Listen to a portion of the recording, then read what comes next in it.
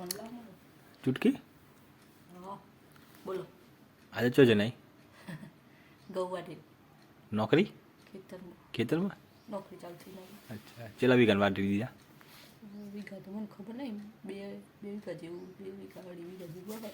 હા તો આજે કેટલા વાગે ઉઠી હતી 5:30 5:30 વાગે ખાવા બનાવી, અડધું ખાવા બનાવી, ઘઉં વાટવા છે, અડધું મમ્મીએ બનાવી લીધું, ઘેર કપડ ને એવું ધોયું. બહુ જ થાક લાગ્યો છે. બહુ થાક લાગ્યું તો કેટલા કલાક આરામ કરવાનો 2-2.5 કલાક. 2.5 કલાક હા પછી કેટલા લાગી જવાનું 4 વાગે 4 વાગે તડકામાં થયું તો પહેલાં ના જવાય. વહેલા ના જવાય 4 વાગે જવાય એટલે થોડું આરામ એ મળે ને. તો આમ તો સારું ને પણ ગૌ વાટી દીધો રાતના 7 વાગે આવવાનું છે વાઢે.